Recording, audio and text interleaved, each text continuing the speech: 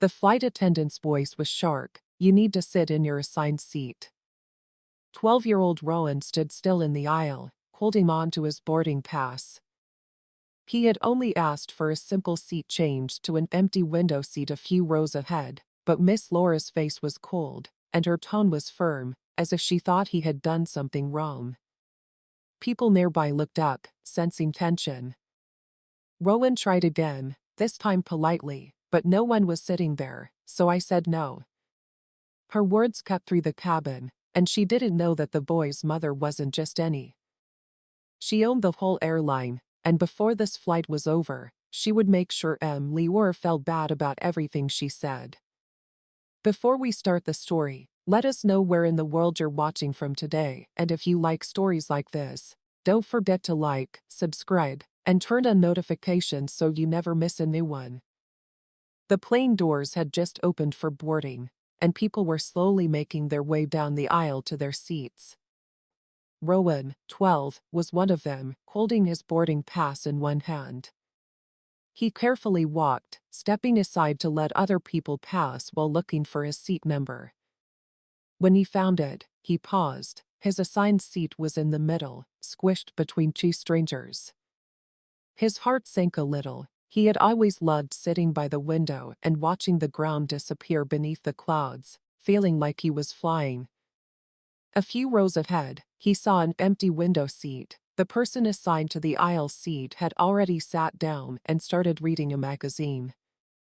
As he looked around, he saw a flight attendant nearby. She was dressed in a neatly pressed uniform and had her hair pulled back into a tight bun. She stood tall and looked like she needed to be in charge of every movement around her. Her name tag said Miss Leora. "Excuse me," Rowan said, his voice steady but quiet. "Can I switch to that seat?" "It's empty." Miss Leora gave him a quick glance and then shook her head. "No seat changes. Please take your assigned seat." He thought about it for a moment and looked at the empty seat again, but no one was sitting there. She looked at him with slightly narrowed eyes, as if his request had annoyed her.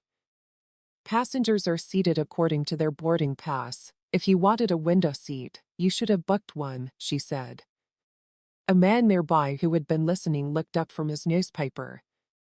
His name was Mr. Callum, and he was a businessman traveling alone. He looked at the empty seat and then at the boy. "I don't mind if he switches," he said, nodding toward the empty space. "Doesn't seem like a big deal," she said. It wasn't like he was asking to take someone else's seat, so Rowan's fingers tightened around the strap of his backpack. He hadn't expected such a sharp response. He opened his mouth to say something, but Miss Leora's eyes hardened and she repeated herself, "Take your assigned seat." There was no room for argument. Rowan swallowed the anger that was building in his throat. His mother had taught him to be polite and listen to adults, but something about this didn't feel right. He quietly walked back to his seat and sat down, putting his backpack under the seat in front of him. He could feel eyes on him. Some people looked uncomfortable, while others quickly turned away as if they hadn't seen anything. He let out a sigh and slowly pulled out his phone.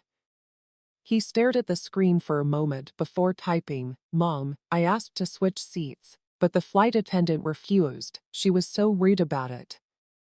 He hesitated before adding another message. "She said that they would call security if I didn't sit down." He hit send and put the phone on his lap. His mother, Naomi Vaughn, was on the same flight in first class. She wasn't easily upset, but she also didn't stand unfair ESS. He knew she would see the message soon. A minute later, his phone rang. "What do you mean they'd call security?" Rowan looked up at the front of the plane, where Miss Leora was talking to Mr. Darren, who had just finished checking the first-class section. She didn't look in Rowan's direction.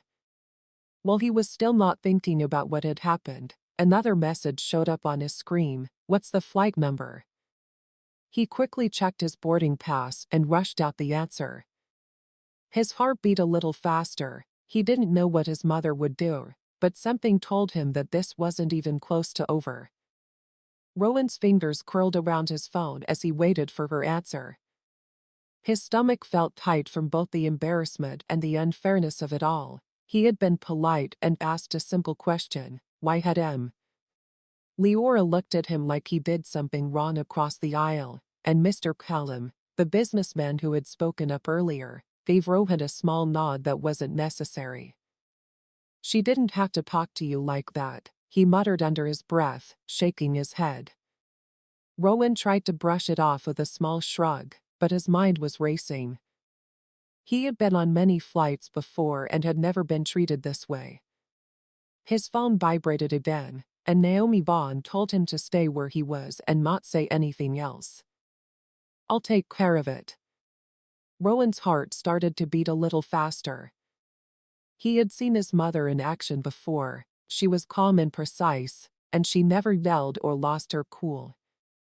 But when she decided to handle something, people always realized they had done something wrong. At the front of the plane, Naomi sat with perfect posture in her first-class seat and stared at her phone screen. She was wearing simple but elegant travel clothes, and her dark hair was pulled back neatly.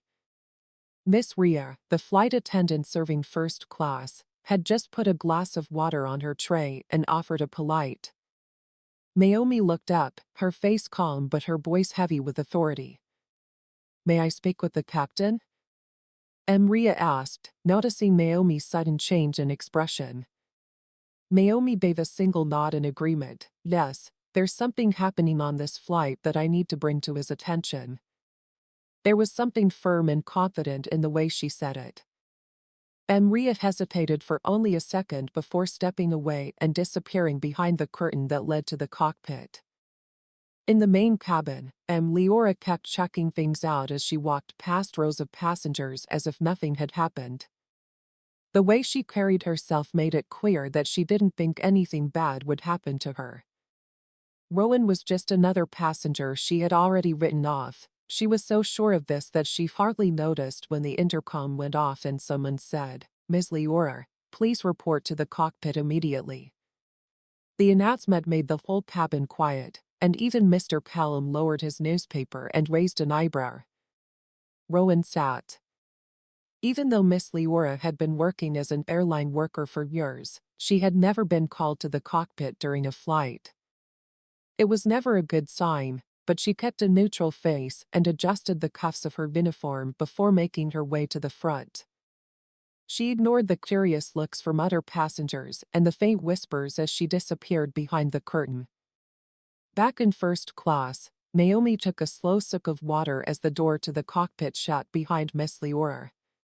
She didn't need to look inside to know what was going on. She already knew how this was going to end. Inside the cockpit, the air was tense. Captain Gerald Whitlow sat in his chair, his hands on the armrests, and his expression couldn't be read.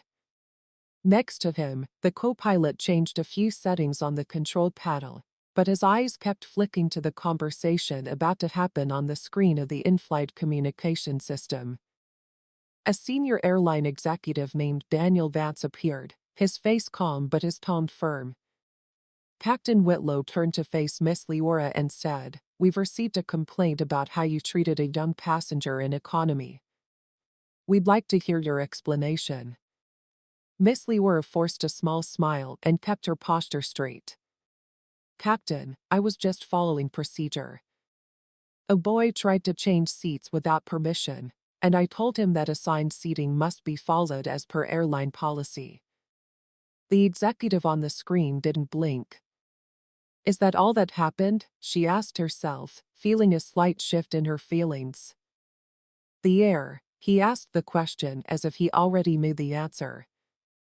Yes, she said carefully. I told him to stay in his assigned seat as a standard practice. Captain Whitlow breathed out through his nose. He wasn't a man who liked pointless arguments, but he also liked order on his flights. You told the boy, he said slowly, that security would be called if he didn't comply. Is that right? Melora's stomach twisted a little. She hadn't expected that detail to be brought up so quickly. She straightened up, and I reminded him of standard procedure. If a passenger refuses to follow crew instructions, we do what Daniel Bance said, but his voice was sharper. This was a 12-year-old child, Miss Leora, not an unruly adult refusing to follow safety rules. Miss Leora's lips parted, but she didn't say anything. Captain Whitlow folded his arms. And did you realize who that child was? For the first time, Miss Leora felt something like unease creep into her chest. I don't understand, the airline executive leaned forward. Rowan Barron's name is Rowan Barron, and his mother, Naomi Barron, is sitting in first class. He paused for a second to let the next word sink in. Naomi Barron is also the CEO of this airline.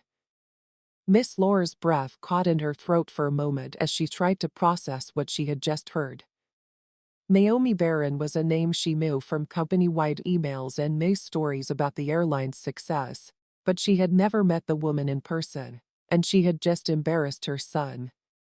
The captain let the silence last for a while before speaking again, this time with a lower voice. Miss Leora, you took a CEO's child from an available seat, ignored his concerns, embarrassed him in front of other passengers, and then threatened to call security on him. You did all of that without even checking to see if there was a real problem with his ticket or the seating arrangement. The harshness of his words made her stomach sink even more. Daniel Bance looked down at a paper in front of him. Mrs. Bond had made as a formal request for an immediate correction, the executive said, Miss Leora, you will personally escort Rowan Vaughn to the window seat he requested, and you will apologize to him in front of the passengers you embarrassed him in front of. When this flight lands, you will be required to give a full explanation to the executive board. Miss Leora's face burned, but she forced herself to nod stiffly in agreement. Good, the executive said, then fix your mistake, and the screen went dark. Pointed to the door, you're dismissed, and Leora felt the weight of a dozen watching eyes on her every step back toward the economy section. The worst part wasn't being embarrassed, it was realizing that she had lost control of the situation and had no idea what would happen next. Leora stepped out of the cockpit, her breath coming faster than usual. The cabin seemed different, now quieter and heavier. She had spent years walking these aisles with authority, making sure passengers followed the rules without. She felt like she had lost control and was about to face the consequences. As she moved toward the economy section, people turned their heads. They didn't know what was going on but could tell something was off. They whispered to each other, a mix of interest and judgment. Rowan sat in his seat and stared out at nothing in particular. He hadn't expected anything to happen from his message to his mother, maybe a frustrated text or a more serious message. Whatever she did, it worked quickly, and now Miss Leora was standing in front of him with her usual stiff posture slightly weakened than before. She cleared her throat and forced a tight professional smile on her face. Mr. Vaughn, she said, keeping her voice steady but noticeably lower than before, there's been a misunderstanding. I'd like to escort you to the seat you requested. Rowan blinked and tilted his head slightly. She was talking in a completely different way now, like she had been told what to say. I'm sorry for any trouble this may cause. A few people nearby exchanged glances. They had heard everything before and knew she hadn't just been following the rules, she had also been rude. Rowan shifted in his seat. There was a misunderstanding, he repeated in a neutral tone. Miss Leora's lips were pressed together. Yes, there was. She hesitated, choosing her words carefully. Rowan repeated himself. His voice wasn't raised, and he didn't sound angry, but the way she spoke made her sound. He said it made the moment last longer than it should have. She stiffly agreed, yes. He looked at her for a long time before saying, I had my ticket, you saw it, and you still told me to sit down. The cabin went silent, and people who had been ignoring what had happened earlier started looking at the boy and the flight attendant. Leora swallowed. She wasn't used to being questioned like this, especially by a 12-year-old. I may have misjudged the situation, she admitted, but I'd like to. Rowan didn't move right away. He took out his phone, read a quick message, and then put it back down. Up in first class, Naomi Barron read the text from her son. She's asking me to switch now, what should I do? Naomi's response came almost instantly. Take your time and make her understand what she did. Rowan looked back at Leora and said, I'll go back. I want to know why you thought I couldn't sit there. Leora caught her breath. She hadn't expected that question. Passengers were now listening. Others moved around in their seats while keeping their ears tuned in. I'm Leora, Rowan said in a quiet voice. You didn't ask anyone else for their ticket. The question weighed heavily on everyone in the cabin. Leora's throat felt dry. She had always been in charge, setting the rules, but now she wasn't in charge at all. The boy stood up and grabbed his backpack, but before he passed her, he said one last thing. If you're going to apologize, at least tell her. He then walked to his new seat, leaving her standing there feeling smaller than she ever had before. Leora stood frozen in the aisle, Rowan's words pressing down on her harder than at any other time in her career. Passengers who had previously been uninterested were now watching her closely. Some looked away, uncomfortable with the silence that followed. Others waited to see if she would actually answer his question. She had spent years making snap decisions, enforcing rules without question, and controlling the cabin. Rowan was already sitting in his new seat by the window with his hands on his backpack. He didn't look back at her because he didn't need to. The conversation was over. Miss Leora swallowed hard and forced herself to move. She walked quickly toward the front of the plane, but as she passed the first few rows of economy, she could hear quiet voices. At first, she didn't mind because she didn't know who was asking. It was just a kid. What was the harm in switching seats? She looked so confused. As she walked to the galley, she clenched her teeth and ignored them.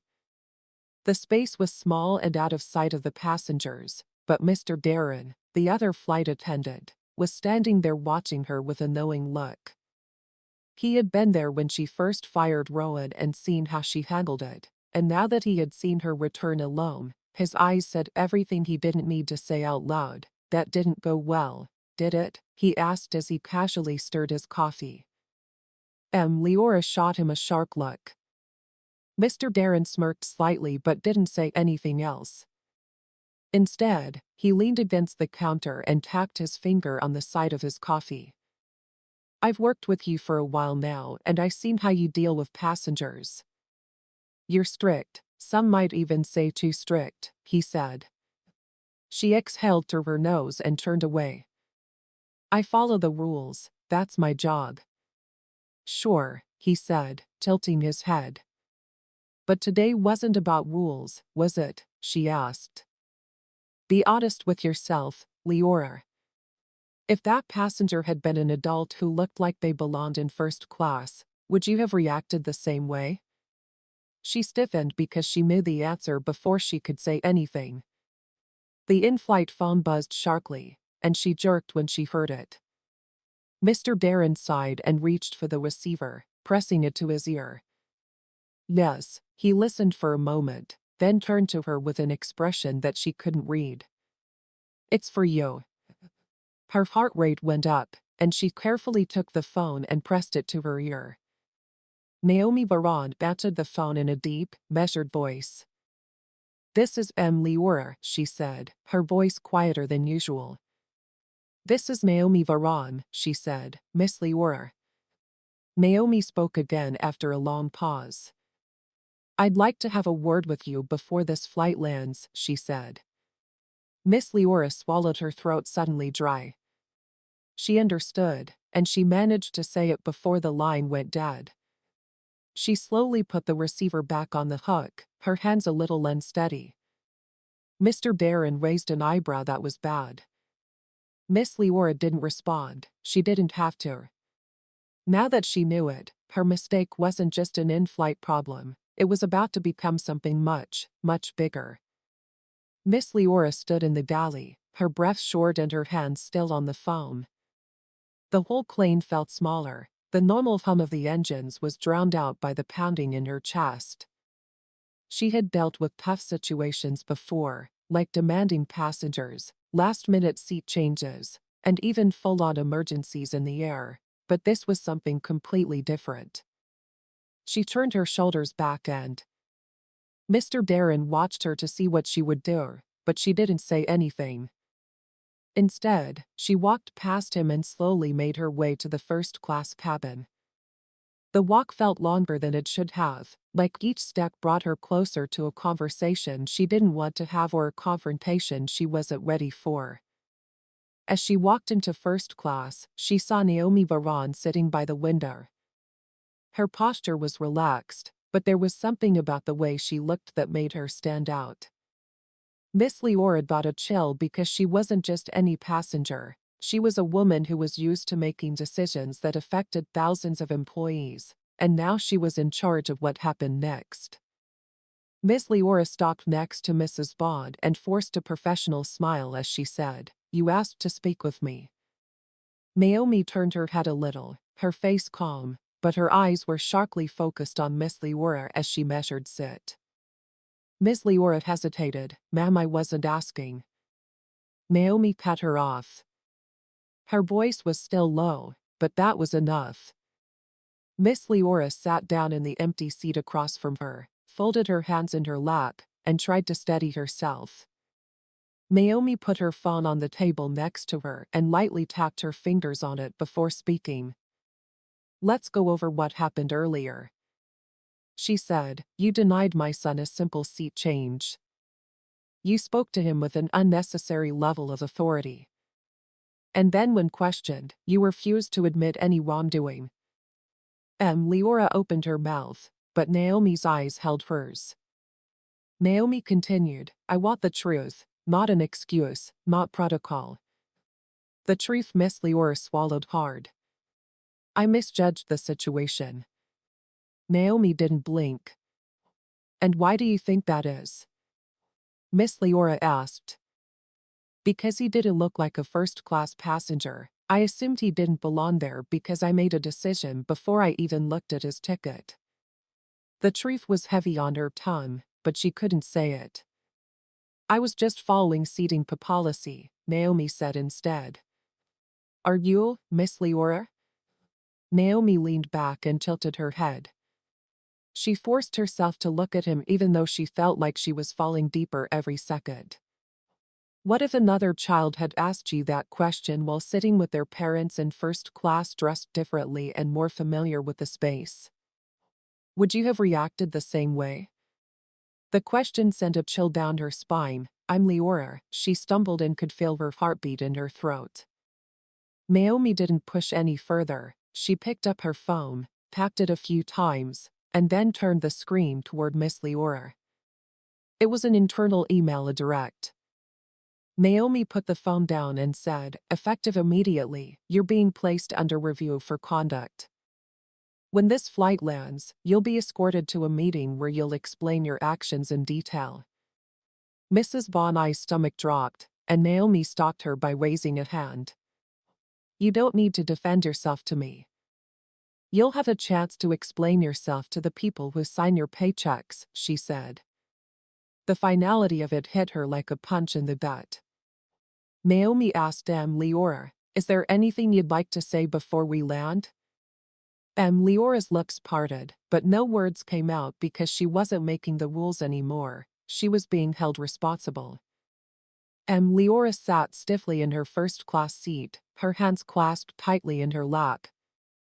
The once familiar hum of the plane felt distant and was now drowned out by the weight of the conversation she had just had. Naomi Bond watched her with an unreadable expression, waiting. Leora had so many things she wanted to say, give reasons. She tried to get her cool back by clearing her throat and saying, "I never meant to disrespect your son."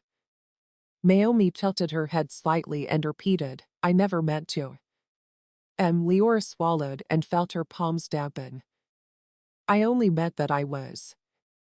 Naomi slowly folded her hands on the table and let out a breath. Let's make one thing clear, this isn't about rules. This is about how you treated my son compared to how you treated every other passenger.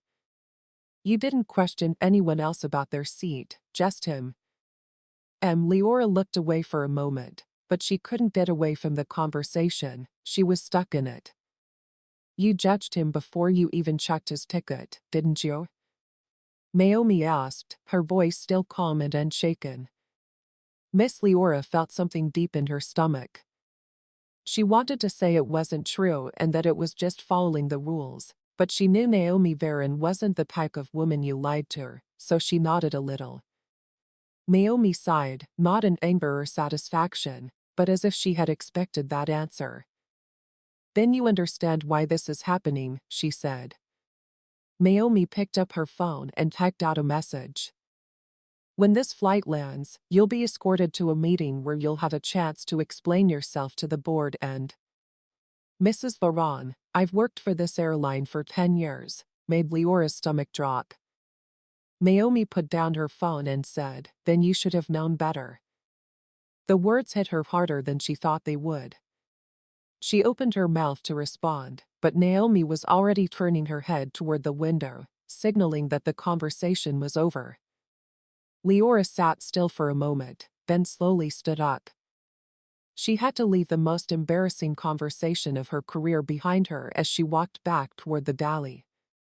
She had always been in charge, making rules and earning respect, but now she was the one people talked about, watched, and felt like she had finally lost control. Leora walked down the aisle with heavy steps, each one heavier than the last. She could feel the weight of people's eyes on her, even though most pretended not to be looking. The noise level had dropped, but the mood had changed. She wasn't just another flight attendant anymore, she was the one who had been. As she reached the galley, she let out a sharp breath and gripped the counter as if to steady herself. The space felt smaller and more suffocating than usual. She had spent years walking this plane like she owned it, enforcing the rules with a firm, no-nonsense attitude, but today she had to face something she had never thought about before. She had made a bad call, and Mr. Darren was still there, leaning against the counter and drinking his coffee. He raised an eyebrow as she entered that went well. He muttered. Leora shot him a sharp look. Not now, Darren, he smirked, setting his cup down. Look, I'm not saying I told you so then, don't. She snapped. His smirk didn't fade, but he didn't push further. Instead, he studied her for a moment before shaking his head. You really didn't think this one through, did you? She let out a slow breath, turning away. I followed the rules, she muttered under her breath. Darren scoffed. Come on, Leora, be honest, this wasn't about rules. You saw a kid traveling. She tightened her jaw and said, you made a bad judgment call. You didn't even check the ticket properly before deciding. Darren pointed out that she was paying for it. Miss Leora hated admitting she was wrong and feeling like she had lost control of the situation, but she couldn't deny that she had made a bad judgment about the boy. She had assumed something about him without thinking, and now the boy's mother was making sure she faced the consequences. She ran her hand down her face, feeling the tension in her temples. What do you think's going to happen when we land? Darren shrugged. Depends. The execs might let you off with a warning, or they might make an example out of you. He gave her a pointed look. Especially since the woman you disrespected owns the airline. Miss Leora exhaled sharply. She had dealt with difficult passengers before, angry ones, entitled ones, but Naomi Varon wasn't just another passenger. She wasn't yelling, she wasn't demanding anything. In the heat of their moment, she was handling it with precision, with calm authority, and that was what made it so scary. People like that didn't just punish, they changed the rules. The phone buzzed again, and Leora flinched at the sound. Darren gave her a knowing look, asking, are you going to get that, or do you already know what's coming? She swallowed hard before reaching for the receiver. This is Leora, she said, her voice quieter than usual. This is ground operations. and you are to report directly to the airline. When she landed, she tightened her grip on the phone and made the call ended with a click. Dara let out a low whistle. Well, that settles that. Miss Leora carefully set the phone down and stared at it for a long time. For the first time in years, she didn't know what would happen next, and that scared her. Leora's hands were cold as she gripped the edge of the galley counter. She had spent the past 10 years working in the airline industry, moving up the ranks and becoming known for being strict but efficient. She was proud of keeping order and making sure the rules were followed, but now she wasn't following the rules, she was waiting for judgment.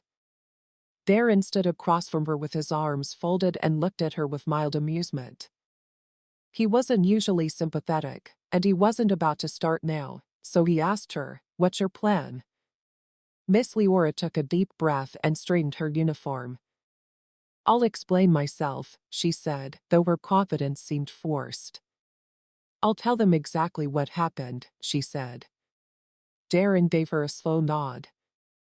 "Then they'll ask you the same question Naomi Varad asked why did you stop that one kid and no one else?" She tightened her jaw. Was so personal, wasn't it?" He challenged. "Would you have questioned a kid in a suit, a kid sitting next to a first-class parrot, or did you see Rowan dressed casually sitting alone and assume he wasn't supposed to be there?" Her fingers dug into the counter. "I didn't." She stopped herself because she hadn't realized it at the time, but now that the moment was playing over, she knew she hadn't checked the system, radioed the gate agent, or followed the right steps for verification. She had just looked at the boy and made a decision.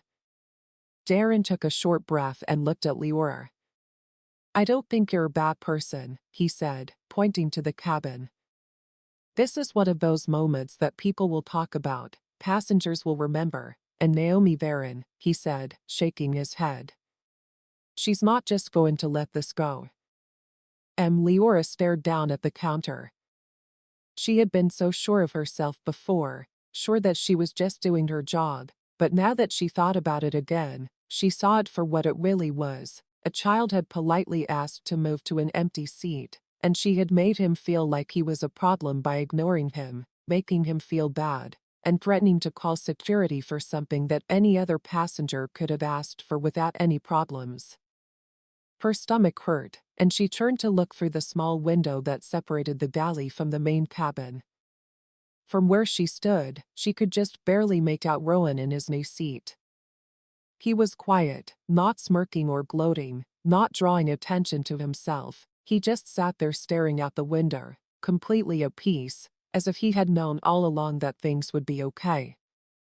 That was the thing that bothered her the most. She had treated him like he was rude the whole time, but he hadn't raised his voice, pushed back, or acted entitled. He had just waited because he knew who his mother wasn't in the way spoiled rich. Kids did show off their connections to get what they wanted, but he had just trusted that justice would be done, and it was.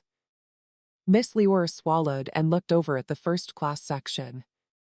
Naomi Varon was still sitting there sipping her drink, her posture calm and unreadable.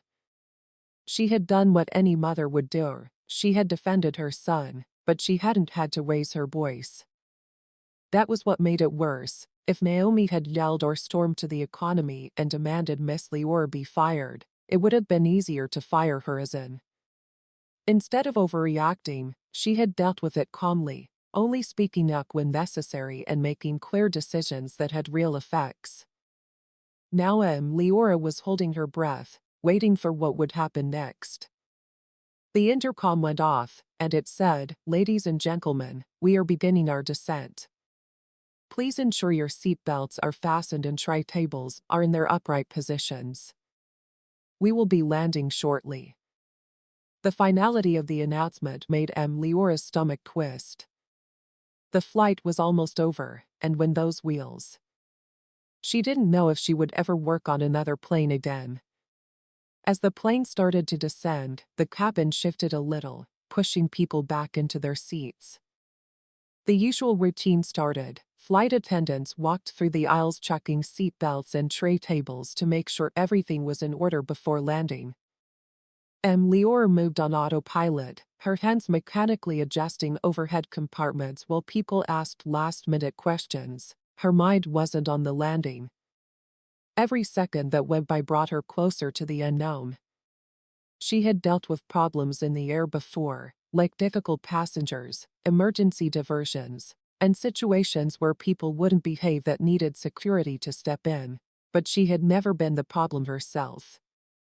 This time, there would be no polite write-up or discreet SL clap on the wrist. Her mistake had been seen. As she reached the back of the plane, she caught a glimpse of Rowan was still sitting next to the window, calm and unaffected. He was idly tracing the zipper of his backpack as he looked out at the falling clouds. He was fine, he had been fine the whole time, but that wasn't the point, was it? The point was how she had made him feel in those first few moments, like he wasn't allowed to sit there, like his request was unreasonable, like he didn't belong, and now she had to answer for it. She sighed and grabbed the edge of an empty seat for support as she spoke. Miss Leora steadied herself and turned to see Darren standing next to her with his arms crossed. He had been eerily quiet for the last few minutes, but as they got closer to landing, he looked at her with a knowing look. She let out a dry laugh and said, "I don't know what's going to happen." Darren shrugged and said, "You probably won't until the moment they tell you." A few hours ago, she was in charge of making sure the flight ran smoothly and following the rules. Now, she was just a passenger, and her fate was up to her. Darren leaned in and lowered his voice, "You want my advice?" She didn't answer right away, but she eventually gave a short nod. He looked over at Naomi Varon, who was sitting in first class and looking serious. If she wanted to fire you on the spot, she could have, but she didn't. "You know what that means, Leora?" he asked. "She's just testing you." "Of you, that's easy. What she wants to see is if you'll own up to what you did or if you'll make excuses." Miss Leora looked down at her hands. For years, she had thought she was the best at what she did. She was competent, firm, and respected by the crew, but now she wasn't sure if their respect came from her doing a good job or from the fear she had created in passengers who didn't want to be questioned. "Would you?" she asked quietly. Darren raised an eyebrow. "If you were in my shoes," she explained. He looked at her for a moment as if he was trying to decide how honest he wanted to be. Then he sighed and ran his hand over his face. "Yeah," she said, "because at the end of the day, Leora, it's not just about keeping your job, it's about the kind of person you want to be when you walk out of that meeting." She swallowed. What kind of person she wanted to be, she had never had to ask herself before. She was Miss Leora, the rule follower who never gave in and never admitted she was wrong. Maybe that was the problem. The cabin lights dimmed a bit. As the flight attendant's intercom crackled, "Prepare for landing," she tightened her grip on the seat back in front of her. This was it, no matter what, the flight was over, and when the doors opened, she wouldn't be the one choosing what happened next. The plane's wheels hit the runway, sending a faint tremor through the cabin. As the plane slowed down, the usual routine for after landing began, with people moving around in their seats and some already unlocking their phones. As the crew did their final checks, the lights above brightened a bit, but Leora didn't feel like anything was normal. She stood near the front of the galley with her hands clasped behind her back and stared straight ahead.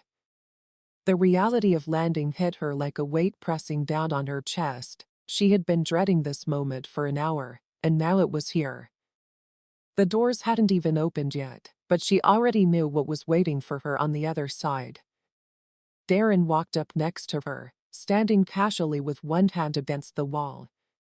"Truth," he muttered, but she didn't answer. She could hear the economy passengers unbuckling and talking about their connections, their luggage, and what they had planned once they got out of the airport. She didn't. The intercom went off again, saying, "Ladies and gentlemen, welcome to our destination." Please remain seated until the seatbelt sign is turned off and the cabin doors have been opened. The seatbelt sign was turned off, and then the real shift happened. From her vantage point, Miss Leora could see the first. There was a hush over the first few rows of seats when a uniformed airline security officer walked on board. Even people who were busy with their own things suddenly felt the tension. Miss Leora's breath caught in her throat. She had been expecting something formal, like an email or a request to report to the office, or a private conversation. Instead, this was public. The officer, a tall man with a radio clipped to his uniform, quickly looked around the cabin before focusing on Miss Leora, he said in a calm but firm voice, "You'll need to come with me." Her legs were stuck in place for the first time since she started this job. She felt like a passenger being taken off a flight, so she didn't move right away. People were watching, some tried to hide their eyes, but others stared openly. They knew what was going on. Some had heard the earlier argument, others had seen how she walked back to the galley after helping Rowan to his seat, and now they were staring. They watched as she was led off the plane. Darren took a slow breath next to her and said, "That's not good." Leora didn't move. The officer's face stayed neutral, but he sat there with a quiet determination, as if he had dealt with situations like this before and seen many employees go through the same thing, all trying to hold on to a job that had already been taken. Miss Leora repeated, "Let's not make this harder than it needs to be." She swallowed hard. As she slowly nodded, people moved in their seats and whispered mean to each other. It was the longest walk of her life, and she felt exposed in a way she had never felt before. This was her plane, and she had always been the one standing tall in her uniform, telling people what to do and who not to do it. But today she wasn't in charge, she was just another person being led away. As she walked past first class, she caught a glimpse of Naomi Vaughn. She wasn't watching with satisfaction, She was sitting there smirking, calm and collected. She knew she had already won, not in a mean way, but in a way that meant something had finally changed, and Rowan wasn't looking at her at all. He was still looking out the window as if this were just another flight, which made Leora's chest feel tight. She wasn't important in his story, she had been an obstacle and a moment of trouble, and now she was nothing more than a lesson. The security guard pointed to the open door without saying a word. Leora got off the plane not knowing if she would ever get on another one again. As soon as Miss Leora got off the plane, the atmosphere changed right away. The plane's clean, controlled environment was gone, replaced by the terminal's vast open space. But it wasn't just the setting that felt different, it was also the way people looked at her. She had walked through this airport countless times before, always with competence and purpose, but this time she wasn't doing it as a flight attendant. As she walked through, the security guard led her through a separate corridor away from the regular passenger exits. Workers moved around them, including pilots leaving for their next flight, flight attendants getting ready for their shifts, and gate agents scanning boarding passes, but everyone knew something was wrong. She could feel their eyes flickering toward her, some subtly, some not. In the airline industry, especially when someone in uniform is being escorted, word spreads quickly. Her steps felt heavy, but she kept walking. After a few turns down private hallways, the security guard stopped outside of a conference room. She swallowed and thought, "This is it." The door opened, and she walked inside. The room was smaller than she thought, with no windows and a long table in the middle with a few neatly arranged chairs. But it wasn't the room itself that scared her, it was the three people sitting there. At the head of the table was Daniel Vance, the senior airline executive. The executive who had been on the cockpit screen earlier was reading a printed report and barely noticed her walk in. Sitting next to him was Sarah Lim, the director of in-flight services. Her face couldn't be read, and her hands were neatly folded on the table. Finally, Naomi Venerable M. Leora had hoped and prayed that Naomi would just file her complaint and let the board handle it, but she was sitting across from her, calm and collected.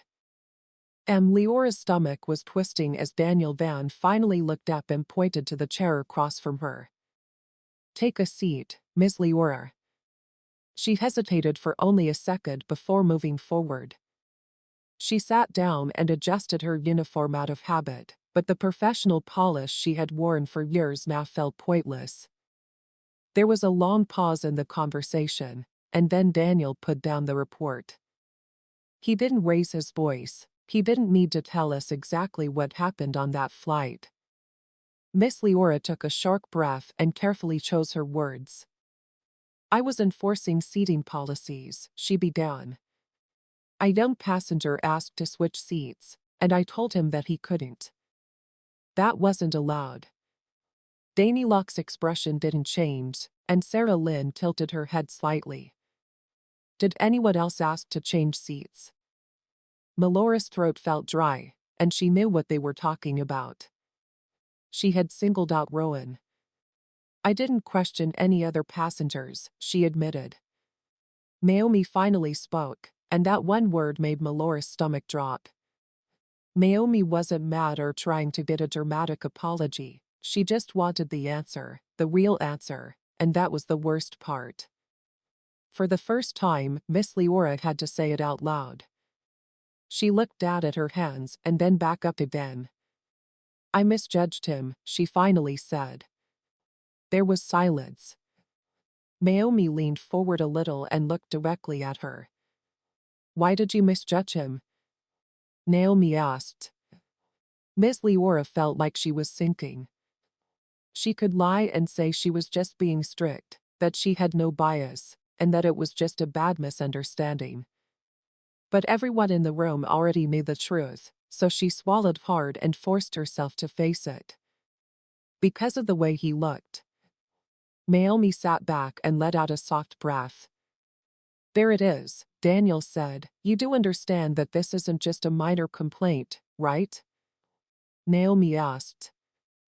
"This is about how you represent the airline and how you treat passengers.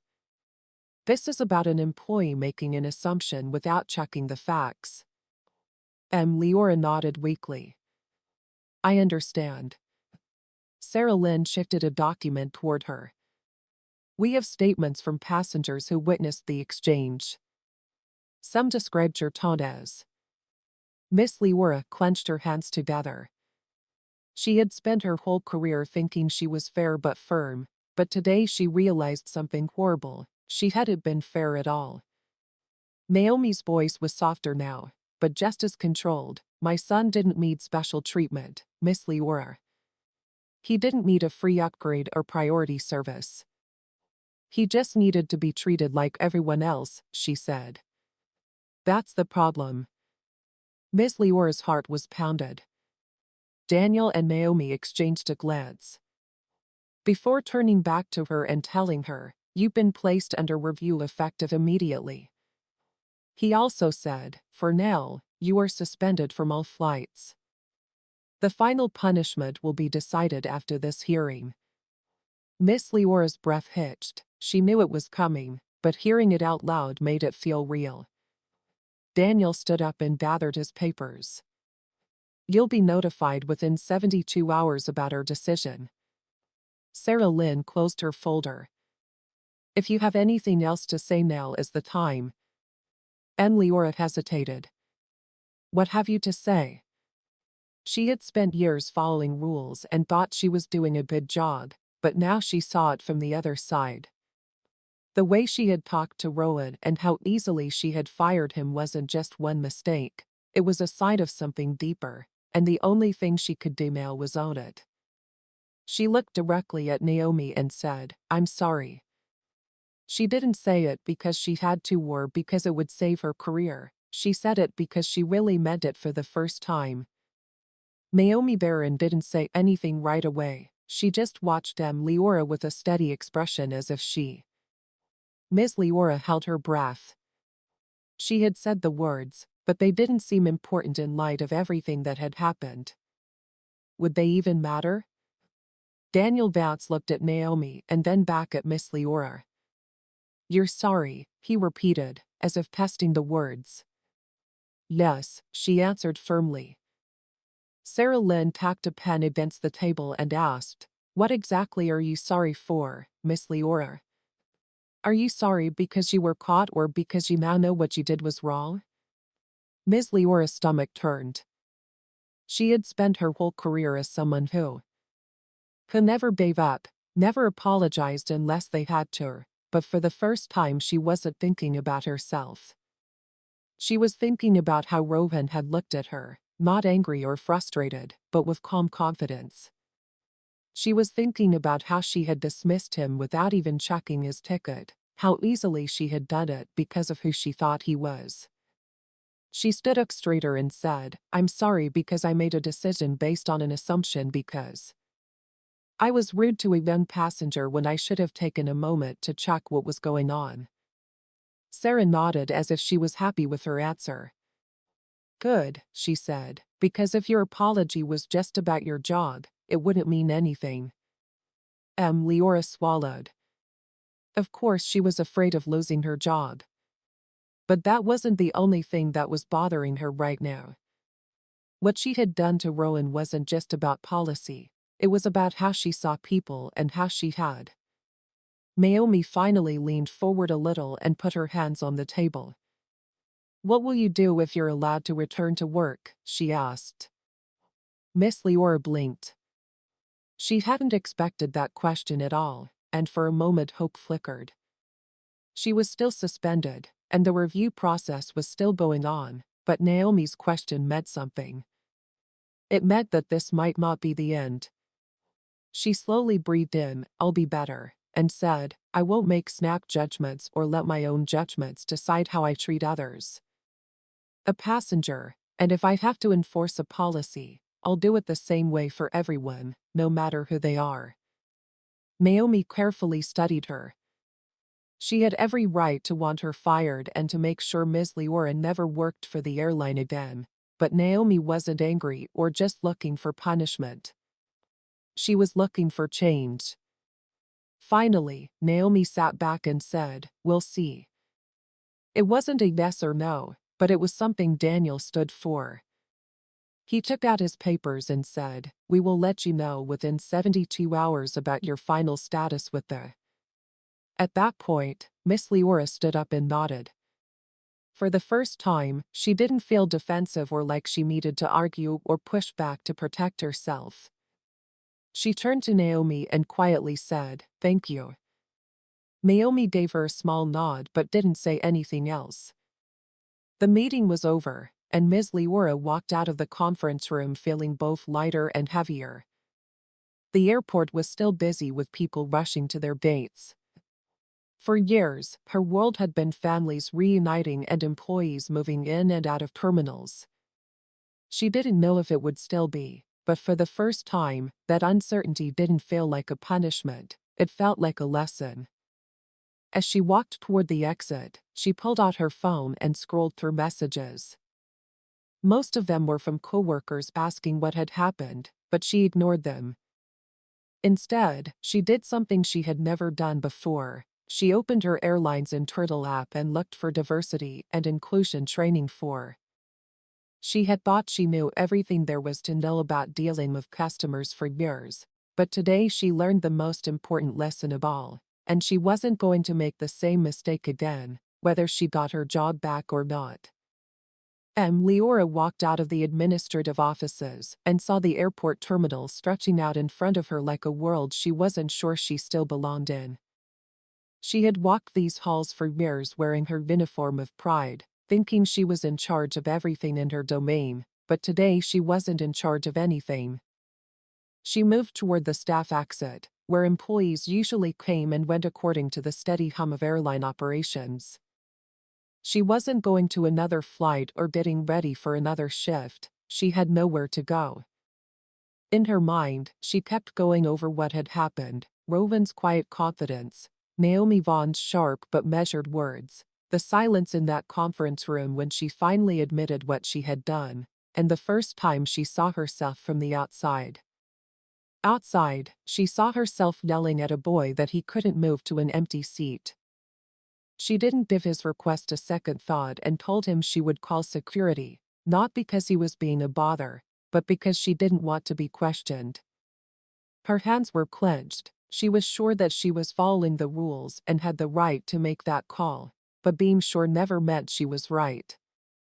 She made it to the exit doors. The controlled coolness of the airport's interior was immediately replaced by a rush of warm air. The real world felt bigger than she remembered. She wasn't just a flight attendant anymore. She was someone who had made a mistake that everyone could see. She pulled out her phone and stared at the airline's internal app, where the Diversity and Inclusion Training tab had been open for years. He had rolled his eyes at mandatory training sessions, calling them corporate. She had thought she knew everything she needed to know, but today had shown her she was wrong. Her finger hovered over the Enroll Now button. She hesitated because pressing it would mean admitting that she still had things to learn and that the person she had been for years wasn't good enough anymore. Her stomach twisted. For so long, she had lived by the rule, never give up, but today she had learned a new rule, never stop learning. She let out a sigh and pressed the button. A notification popped up. She immediately confirmed her enrollment.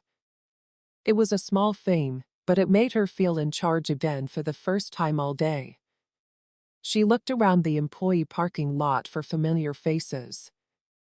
Some of her coworkers were chatting before and after work. Some of them had probably heard what happened and were waiting to see if she would still have a job tomorrow. She wasn't sure yet, but she did know one thing: she wasn't the same person who got on that flight earlier today. She wouldn't forget this, even if she got her job back. As she walked toward her car, her phone rang with a new message. The sender was the airline executive board, and the subject line read "Final Review Meeting Scheduled." As she opened it, her heart raced. "Miss Leora," it said, "your final review has been scheduled for tomorrow at 10 a.m. Please check in with HR when you get there." She stared at the screen, her fingers getting tighter around the phone. Tomorrow was the big day. She had one night to get ready, one night to decide what kind of person she would be when she walked into that room. For the first time in her career, her future wasn't certain, but maybe that wasn't a bad thing. Maybe this was her chance to get better. She took a deep breath, squared her shoulders, and walked toward her car. Tomorrow would decide everything. This time she would be ready. The air was crisp when Miss Leo pulled into the airline's headquarters, her grip tightening on the steering wheel. The parking lot was almost full, which was a clear sign that the company's executives, HR staff, and senior managers were already inside, getting ready for the review that would decide her future. She sat in her car for a moment, staring at the tall glass building in front of her.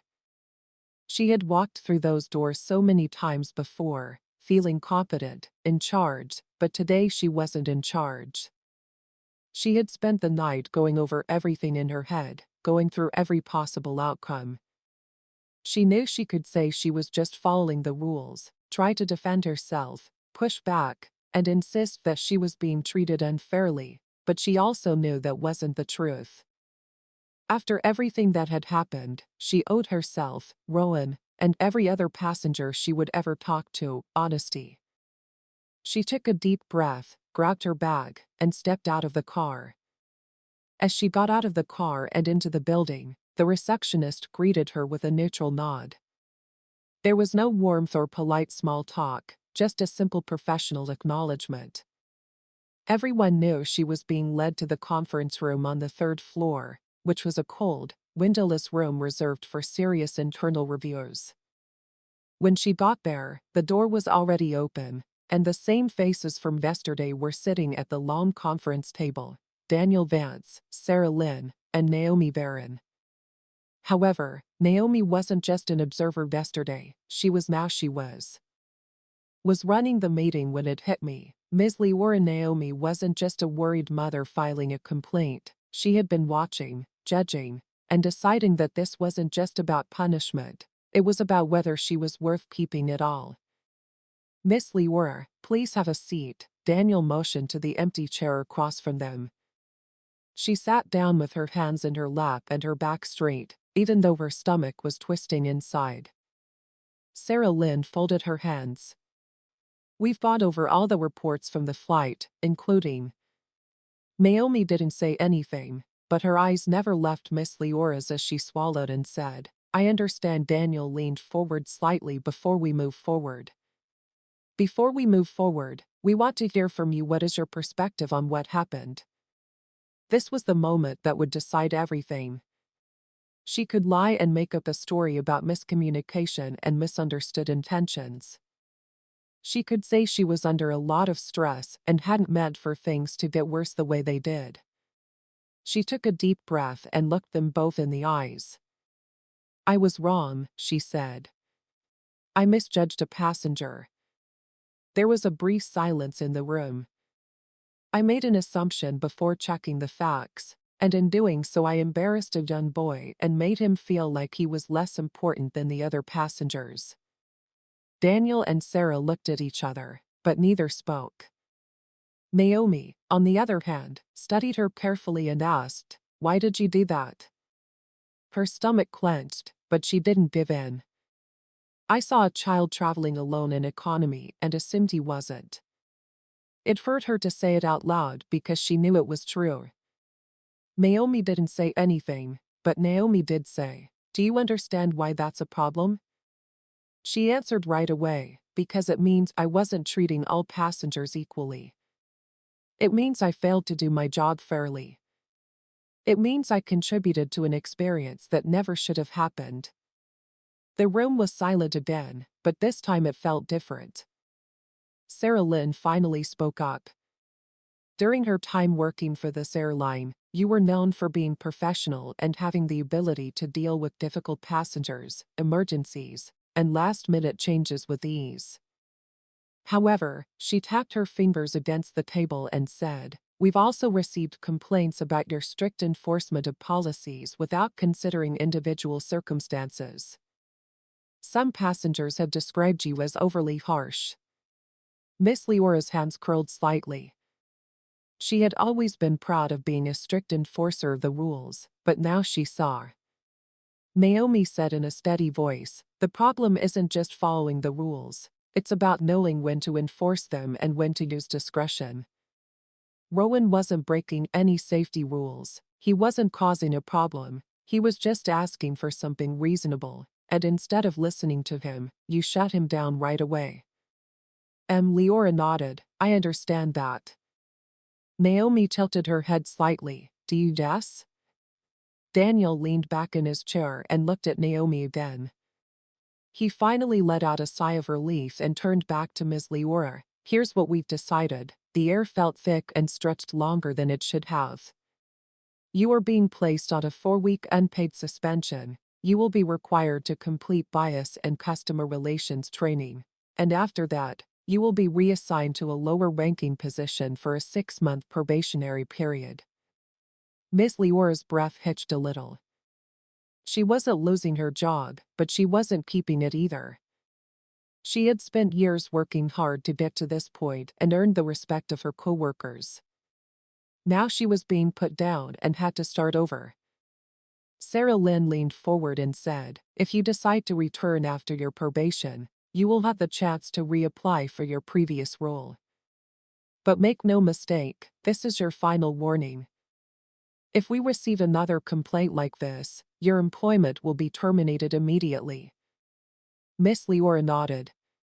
She knew what she was going to hear, but it didn't feel like a punishment. It felt like a second chance, a rare chance to prove herself to the airline and to herself. Naomi then finally spoke again, this time with a tone that almost sounded like approval. "What you do with this opportunity is up to you. I hope you use it well," he said. "Thank you." Miss Leora looked into her eyes and for the first time felt real gratitude. "Thank you," she said, meaning it more than she ever had before. Daniel nodded. "Your suspension starts immediately," and she was fired. She stood there, smoothing her uniform before giving them all one last look. Then she turned and walked out of the room, the flight ahead. The morning light felt different on her skin, the air was the same, and the world was the same, but she wasn't. She wasn't the same flight attendant who had gotten on that plane, and she wasn't the same person who had blindly followed the rules without thinking about how they would affect other people. She had been given a second chance, and this time she wasn't going to waste it. She took one last look at the building behind her, and then she turned toward the future, ready to rebuild, ready to learn, and ready to finally do better. What did you think about the ending? Did Miss Leora earn a second chance, or should she have been fired? Let us know in the comments below. If you like the video, please hit the like button, share it with your friends, and subscribe to the channel to see more videos like this.